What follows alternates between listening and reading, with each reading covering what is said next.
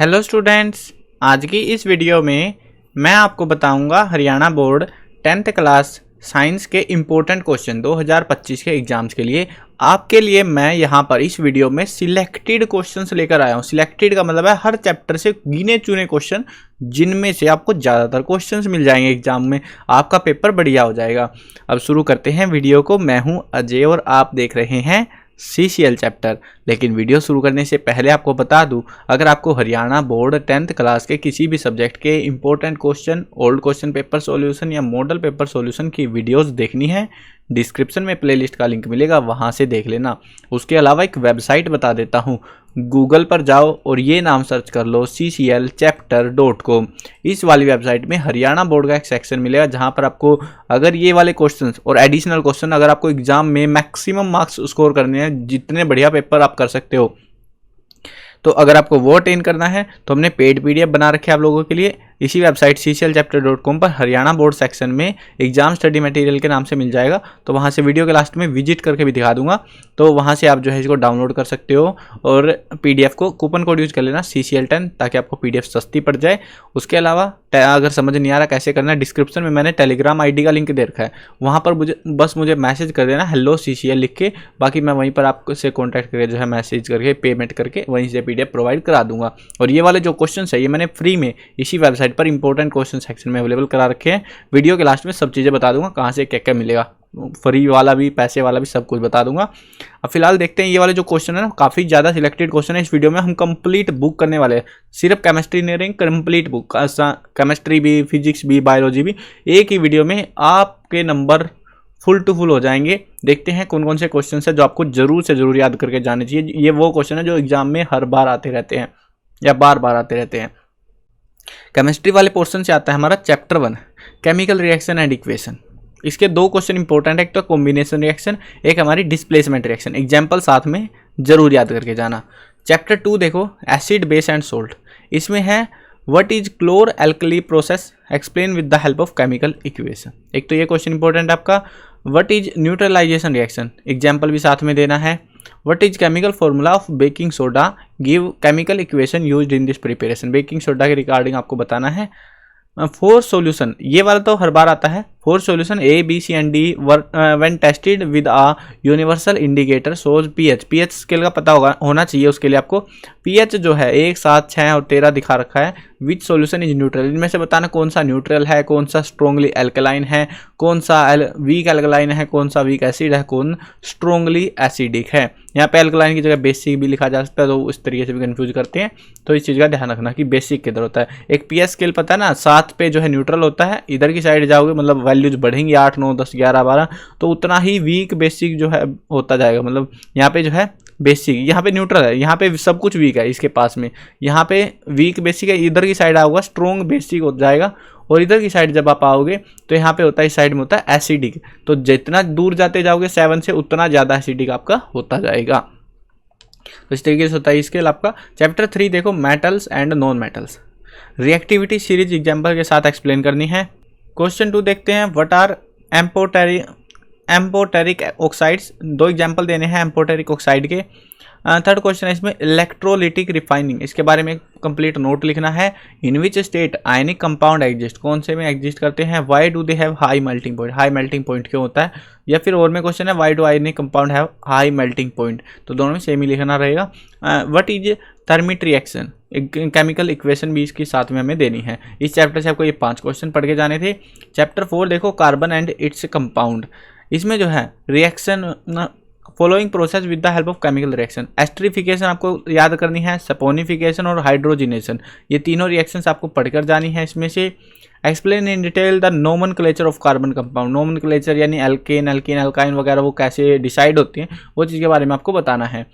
What happen when ethanol react with following, ethanol की जब reaction होती है इनके साथ में तो क्या बनेगा। एसिडिफाइड पोटासियम डाइक्रोमेट सोडियम के साथ, या फिर H2SO4 के साथ में।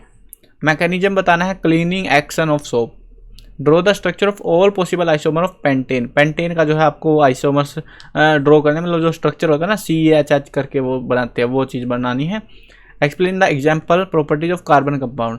ऑक्सीडेशन रिएक्शन क्या होती है, एडिशन रिएक्शन क्या होती है, सब्सटीट्यूशन रिएक्शन क्या होती है, ये आपको बतानी है यहाँ पे। कार्बन प्रॉपर्टीज का एग्जाम्पल यूज करते हुए। Give chemical equation for the reaction of ethanoic acid. Chemical equation बनानी है इन रिएक्शंस के साथ में NaOH, Na2CO3, NaHCO3, CH3CH2OH in presence of acid. Right the name of the following compound. इसमें से नाम बनाने भी आते हैं। ये कुछ कंपाउंड आपको दिए हुए हैं जिनके आपको नाम जो है बनाकर लिखने पड़ेंगे, ठीक है। ये वाले आप प्रिपेयर कर सकते हो सारे के सारे। इनके जो है ना आंसर की मैंने कंप्लीट इसके साथ में एडिशनल क्वेश्चन की सब सारे क्वेश्चंस के आंसर की बना के आंसर की के साथ में जो है मैंने जो आपको पेड PDF प्रोवाइड कराए ना उसमें इंपॉर्टेंट क्वेश्चंस, और ताकि आप मैक्सिमम लगभग 90% के करीब करीब पेपर आपको देखने को मिल सकता है साइंस का। तो वो वाली बेहतरीन क्वालिटी की PDF आंसर्स के साथ बना के, ताकि सिर्फ वो PDF पढ़ के जाओ और भाई एग्जाम में बिल्कुल मजा काट के आओ, फिर कहो कि हाँ सर मजा आ गया पेपर देके। अगर आपको चाहिए तो भाई परचेज कर सकते हो, ठीक है। नहीं तो फ्री में आपको क्वेश्चंस अवेलेबल करा दिए। ये सारे क्वेश्चंस नहीं है, वो भी ध्यान रखना, ये सिलेक्टेड ही क्वेश्चंस है, लेकिन उस PDF के अंदर इससे ज़्यादा क्वेश्चन है। लेकिन पढ़ोगे तो भाई एग्जाम में टॉप भी करके आओगे, ठीक है। अब वो आपके ऊपर है, आप कितना पढ़ते हो कितना नहीं पढ़ते हो वो आप डिसाइड करके सोचना। अगला क्वेश्चन देखो, define homologous series and functional group. What are saturated and unsaturated hydrocarbons. Write the formula of benzene and draw its structure. Why are carbons and its compound used as fuel for most application. तो ये था हमारा chemistry वाला portion, जिसके ये questions आपको करके जाने हैं। सबसे ज़्यादा जो पोर्शन रहता है 4th चैप्टर का ही रहता है हमारा एग्जाम में, और डिफिकल्ट सा भी हमें यही देखने को मिलता है, और इसी में से एग्जाम में देखने को भी मिलता है क्वेश्चन। अब आता है हमारा सेकंड सेक्शन, वो है बायोलॉजी का पोर्शन। बायोलॉजी में चैप्टर 5 देखो, लाइफ प्रोसेस। इसमें से डायग्राम जो बनाने हैं, डायग्राम भी आते हैं बायोलॉजी में से। तो डायग्राम आपको सारे के सारे पेंसिल से बना के आने हैं, पेन से मतलब ड्रॉ करने लग जाना वहाँ पे। Describe the exertion in plant. Describe the respiratory system of human beings, या फिर structure of human respiratory system with the help of labelled diagram. Diagram का मतलब समझ लो, जहाँ पे डायग्राम लिखा हुआ आ जाए समझ लो उसका डायग्राम आपको याद करके जाना है, इंपॉर्टेंट डायग्राम है, ठीक है। इस वीडियो में आपको पता लग जाएंगे सारे इंपॉर्टेंट डायग्राम भी, सब चीज़ें पता लग जाएंगी। Describe the structure of nephron and how is urine produced, या फिर स्ट्रक्चर का मतलब है कि डायग्राम कह रहे हैं, and functioning of nephron. Draw a well-labeled diagram of excretory system and explain the process of urine formation in human being. Explain the structure of human excretory system with the help of diagram. What is lymph? How it is transported? What are its functions? Describe structure and functioning of human heart. आप में से बहुत सारे बच्चों को teachers ने यही बताया होगा भाई ह्यूमन हार्ट वाला मोस्ट इंपॉर्टेंट है, इसको रट के जाना। लेकिन इससे भी इंपॉर्टेंट है ये वाला क्रॉस सेक्शन डायग्राम लीफ का, ठीक है। सबसे ज़्यादा जो एग्जाम में अभी तक मैंने रिकॉर्ड देखा है, सबसे ज़्यादा रिपीट होने वाला डायग्राम ये है, उसके बाद है ह्यूमन हार्ट का। तो लेकिन टीचर्स इस पे ध्यान नहीं देते, ह्यूमन हार्ट पे देते हैं, तो ये अजीब ही बात है। लेकिन डायग्राम आपको सारे पता लग जाए भाई, जो जो इंपॉर्टेंट डायग्राम सारे पढ़ के जाने आपको। What are differences between aerobic and anaerobic respiration. एक चीज़ और बता दूं आपको साथ में, पेपर अब की बार का हार्ड आएगा। नॉर्मल पेपर या इजी पेपर समझने की कोशिश मत करना। पेपर साइंस का जो हार्ड देखने को मिले अब की बार, तो अच्छे से तैयारी करके जानी पड़ेगी आपको। What is photosynthesis? Write various events which take place during the process. Next chapter है chapter number 6, control and coordination. इसमें है व्हाट इज जियोट्रोपिज्म, एग्जाम्पल देना है, डायग्राम बनाना है न्यूरॉन का। न्यूरॉन का डायग्राम भी बहुत इंपॉर्टेंट रहता है हमारा एग्जाम में, कई बार देखने को मिल चुका है। What happen at synapse between two neuron. Write down the function of cerebellum and medulla. Iodine is necessary for the synthesis of which hormone. कौन से हार्मोन के लिए आयोडीन रिक्वायरमेंट रहता है वो बताना था। चैप्टर 7 देखो, हाउ डू ऑर्गेनिजम्स रिप्रोड्यूस, कैसे रिप्रोड्यूस होते हैं। इसमें जो है describe the process of budding in hydra. Hydra वाला जो बडिंग है उसमें डायग्राम साथ में बनाना पड़ेगा। इसमें डायग्राम बनाना है longitudinal section of flower. Flower वाला डायग्राम भी टीचर्स ने आपको बोला होगा भाई, बहुत इंपॉर्टेंट रहता है, एग्जाम में पूछा जाता है। इसके अलावा है diagram of human female reproductive system का, ये इंपॉर्टेंट रहता है आपका ह्यूमन फीमेल का। लेकिन 3 आपके सबसे मोस्ट इंपॉर्टेंट है, लीफ वाला, फ्लावर वाला, हर्ट वाला, ठीक है। ये 3 तो मोस्ट इंपॉर्टेंट है। उसके अलावा जो डायग्राम है वो आप थोड़े से उसके बाद में करना, या फिर मैंने जो क्वेश्चंस आपको सारे के सारे सिलेक्टेड क्वेश्चंस दिए हैं, हर चैप्टर से बहुत कम क्वेश्चन है, इनको तो एटलीस्ट पढ़कर ही जाना आप, अगर एग्जाम में बढ़िया करके आना है तो। What happen when the egg is not fertilised, या फिर why does menstruation occur, menstruation क्यों होती है वो बताना है। How is the process of pollination different from fertilisation. What are the different contraceptive method? How are they important for reproductive health? Chapter 8 है heredity. Heredity के 2 ही क्वेश्चन है जो बार बार आते रहते हैं। How do Mendel experiment so that trait are inherited independently. लिख लेना, इस चैप्टर से ये वाला क्वेश्चन ही मिलने की संभावना 99% है भाई, सबसे ज़्यादा आया ये क्वेश्चन एग्जाम में, मतलब लगभग ही आ गया हर साल में। How is the sex of the child determined in human being, कैसे डिटरमाइन होता है, इसमें एक्स और वाई वाला वो फंडा बताना है। अवर एनवायरमेंट, इसमें से आते हैं बेसिक से क्वेश्चन, ठीक है, आराम से कर लोगे, लेकिन एक UNEP की आपकी फुल फॉर्म जरूर याद करके जानी है। नेक्स्ट जो पोर्शन आता है वो आता है फिजिक्स वाला पोर्शन। अब आ चुका है फिजिक्स पोर्शन पे हम लोग लाइट, चैप्टर 9 है लाइट, रिफ्लेक्शन एंड रिफ्रैक्शन। सबसे पहले देखो मैं बता रहा हूँ ये क्वेश्चन नहीं है, बट हाँ this table is most important for this chapter, ठीक है, मस्ट रिवाइज, इसको तो रिवाइज करनी है। ये आपको जो है nature, position and relative size बता रखा है of image found by convex lens. ध्यान से देख लो, कन्वेक्स लेंस के लिए ये वाली टेबल है जो याद करके जानी है, इसमें से क्वेश्चन 100% आएगा, ठीक है ना, तो ये याद करके ही जानी है। इसमें क्या पूछ लेते हैं, क्वेश्चन देखोगे तो समझ आ जाएगा आपको। उसके साथ में जो सेकंड टेबल है इस चैप्टर की, बहुत काम की है ये नहीं याद करेगा तो भाई गलत करके ही आओगे क्वेश्चंस को, ये समझ लो तुम। न्यूमेरिकल भी आते हैं, वैसे क्वेश्चन भी आएंगे, तो गड़बड़ करोगे। Image formation by concave mirror for different position of object, तो ये है कनकेव मिरर। देखो एक चीज ध्यान दो, यहाँ पे कन्वेक्स लेंस है, यहाँ पे क्या है, कन्वेक्स लेंस है, यहाँ पे कनकेव मिरर है, ठीक है। ये दो टेबल है जो इंपॉर्टेंट है, जिनमें से सबसे ज्यादा बार क्वेश्चन पूछे गए हैं इन दो टेबल में से। पावर ऑफ लेंस, क्वेश्चन देख लो, what is power of lens, one dioptre power of lens को एक्सप्लेन करो। एक ऑब्जेक्ट है प्लेस किया गया है सेंटर ऑफ कर्वेचर पर ऑफ कनकेव मिरर, ठीक है, draw the ray diagram to define the position, size and nature of image form. इस टाइप का जो क्वेश्चन होगा ना, अगर वो टेबल याद नहीं करी तो भाई गड़बड़ करोगे। यहाँ पे क्या, कौन सा मिरर, कनकेव मिरर, इसीलिए मैंने कनकेव मिरर वाली ऐड करी है। अब इसमें क्या क्या पूछा है, draw the ray diagram to define the position, size बताना है आपको, ठीक है, पोजीशन ऑफ इमेज कहाँ होगी वो बतानी है, सारी चीज ड्रॉ तो तभी होगा ना।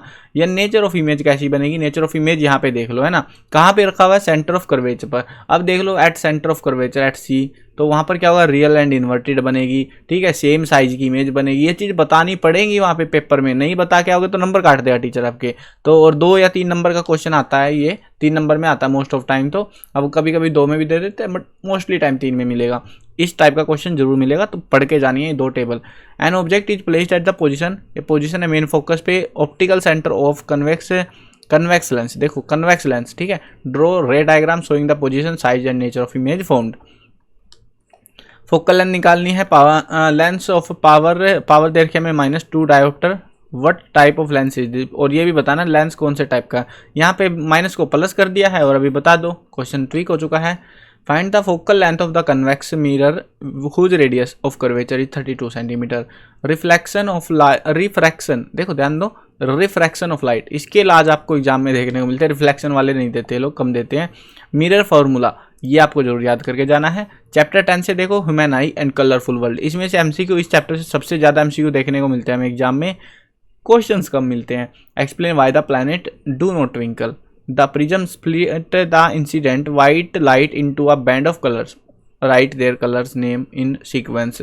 तो विबग्योर वाला है ना, वो चीज़ आपको याद होगी, वो पढ़ लिखनी है यहाँ पे। चैप्टर 11 देखो इलेक्ट्रिसिटी, इसमें से आते हैं न्यूमेरिकल। न्यूमेरिकल के लिए आपको जो क्वेश्चंस मैं दे रहा हूँ ये वाले कर लेना। आपकी एनसीईआरटी बुक में इस चैप्टर के जितने भी न्यूमेरिकल है, यानी बीच में चैप्टर के बीच में भी न्यूमेरिकल होंगे, इंटरनल क्वेश्चन बोलते हैं जिनको, प्लस में टेक्सचुअल क्वेश्चन, वो वाले न्यूमेरिकल जरूर करके जाना। हाईएस्ट पॉसिबिलिटी है उनमें से ही न्यूमेरिकल मिल जाए आपको देखने को एग्जाम में, ठीक है। Wire coils of electric iron and toaster are made of any alloy rather than a pure metal. How can 3 resistors of resistance there के अलग अलग be connected to give a total resistance of 1 ohm? An electric regenerator of power 400 watt is allowed to run 10 hours per day. What is the cost of energy to operate it for 30 days at cost 4 rupees per kilowatt hour? तो कितना खर्चा आएगा वो बताना है। Resistance क्या है, ऐसा यूनिट बतानी है। On which factor does the resistance of conductor depend. What do you mean bye earthing? Earthing क्या होती है, जो हम ग्रीन वायर लगाते हैं ना इलेक्ट्रिसिटी में, तो उसको अर्थिंग बोलते हैं। वो हमारे जो है शॉक वगैरह बचाने का काम आती है, मतलब करंट के झटके नहीं लगते हमें। Why should electrical appliances can be earth, तो क्यों उनको करना चाहिए वो बताना है हमको। चैप्टर 12 देखो magnetic effect of electric current, इसमें आपका राइट हैंड थंब रूल बहुत इंपॉर्टेंट है। सोलिनॉइड वाला टॉपिक बहुत इंपॉर्टेंट है। Draw the magnetic line of force around the current carrying solenoid, इसके अराउंड में मैग्नेटिक लाइंस को ड्रॉ करना है, कैसे बनेंगे वो। Also throw some light on the use of solenoid, और सोलिनॉइड के यूज भी बताने हैं। Magnetic line of force around a bar magnet, वो आपको ड्रॉ करना है डायग्राम, ठीक है। मतलब उसमें जो है ना मेन रहता है आपका, जैसे नॉर्थ हो गया, एक साइड साउथ हो गया, तो रे तो आप बना दोगे किधर से भी, पता है नॉर्थ टू साउथ या साउथ टू नॉर्थ जाती है, बस ये पता है। अब डिपेंड ये करता है कि आपको एरो इधर का लगाना है कि इधर का लगाना है, उस पर मेन डिपेंड कर रहा है डायग्राम। तो अच्छे से समझ के जाना किधर का लगाना है, ठीक है। गलत लगा दिया तो भाई कांटा मार दिया टीचर सीधा, समझ लेना इस बात को। What do you mean by electromagnetic induction, explain the use of Fleming right hand rule in finding the direction of current induced in the conductor. तो ये आपके टोटल क्वेश्चंस है जो मैंने बता दिए हैं, जो आपको इस चैप्टर से कंप्लीट करके जाने हैं। आई होप क्लियर हो गया होगा। एमसीक्यूज की वीडियो भी आपको जल्दी ही देखने को मिल जाएगी, डिस्क्रिप्शन के लिंक से देख लेना। अगर चैनल पर नए हो सब्सक्राइब कर लेना। अब आपको बता देता हूँ भाई जो वेबसाइट है वो कहाँ मिलेगी, कैसी वेबसाइट है। गूगल पर जाना है, सर्च करना है cclchapter.com, ये वाली वेबसाइट से ही आपको पढ़ाया है, ये देख लो, ठीक है। अब इस वेबसाइट में हरियाणा बोर्ड का सेक्शन आपको मिलेगा, मोबाइल में है तो 3 डंडे से मिल जाएंगे, उन पर क्लिक कर लेना। अब यहाँ पे जब आओगे हरियाणा बोर्ड में, अगर आपको पेड पीडीएफ परचेज करनी है, यहाँ से परचेज कर सकते हो। आंसर की आपको साइंस सब्जेक्ट की साथ में मिलेगी, सारे क्वेश्चंस आंसर्स के साथ है, मतलब कि सिर्फ और सिर्फ उस पीडीएफ को पढ़ लो और एग्जाम में बेस्ट से बेस्ट स्कोर करके आओ। आपने पूरा साल पढ़ा है नहीं पढ़ा कोई मैटर नहीं है, मैटर ये है कि आप एग्जाम टाइम में कितना जल्दी उसको पढ़ सकते हो, रिवाइज कर सकते हो। अगर आपने रिवाइज करके गए अच्छे से तो आपका एग्जाम पेपर भी बढ़िया होने वाला है। तो यहाँ से परचेज कर सकते हो, कूपन कोड यूज कर लेना CCL10 ताकि सस्ती हो जाए पीडीएफ थोड़ी सी। डायरेक्ट भी परचेज कर सकते हो, या डिस्क्रिप्शन में लिंक है टेलीग्राम आईडी का, वहाँ पे बस मुझे मैसेज कर देना हेलो CCL, ताकि पीडीएफ आपको ताकि मैं समझ जाऊँ भाई आपको पेड पीडीएफ लेनी है और रिप्लाई कर पाऊँ, क्योंकि भाई मैसेज बहुत सारे आते हैं, बच्चे कुछ कुछ पूछते रहते हैं, तो इसलिए ये मैसेज करोगे तो हम आपके ऊपर थोड़ा हाईलाइट कर पाएंगे भाई पीडीएफ चाहिए आपको, इमरजेंट है, तो आपको हम अवेलेबल करा देंगे टाइम से, ठीक है। और यहीं पर आपसे सारी बातचीत करके यहीं पे पीडीएफ प्रोवाइड करा दी जाएगी। ये जो क्वेश्चन अभी मैंने आपको कराए हैं ये फ्री में दे रखे मैंने यहाँ पे, ये वाले क्वेश्चन इसी पेड पीडीएफ में से कुछ हिस्सा मैंने दे रखा है, कुछ हिस्सा मतलब 10 to 20%, ताकि आप लोग भी बढ़िया नंबर ला सको अगर पैसे नहीं है आपके पास में। तो ये वाले क्वेश्चन मैंने आपको फ्री में दे रखे हैं, पढ़ लेना। एमसीक्यू तो पेड पीडीएफ के मैंने सारे सेम दे रखे हैं, ताकि भाई क्योंकि एमसीक्यू तो भाई सबका हक बनता है प्रैक्टिस करने का, ठीक है। तो एमसीक्यू प्रैक्टिस करनी है, यहाँ से प्रैक्टिस कर सकते हो। उसके अलावा जो है आपको यहाँ पे पुराने पेपर चाहिए, पुराने पेपर मिल जाएंगे सारे के सारे, और अगर आपको मॉडल पेपर चाहिए आंसर की के साथ में वो भी आपको मिल जाएगा। रिजल्ट चाहिए, रिजल्ट अभी नहीं आएगा, रिजल्ट आएगा तो सबसे पहले इसी वेबसाइट पर मिलेगा आपको। मार्किंग स्कीम भी, यानी कौन सा चैप्टर कितने नंबर का आएगा वो भी आपको इसी वेबसाइट से पता लगा सकते हो। सारा स्टडी मटेरियल है इस वेबसाइट पर, हरियाणा बोर्ड के सेक्शन में। हरियाणा बोर्ड की बेस्ट वेबसाइट है आपकी स्टडी के लिए। आई होप क्लियर हो गया होगा, विजिट करना और अपनी तैयारी बढ़िया से कर लेना। मिलते हैं नई वीडियो में, बाय बाय।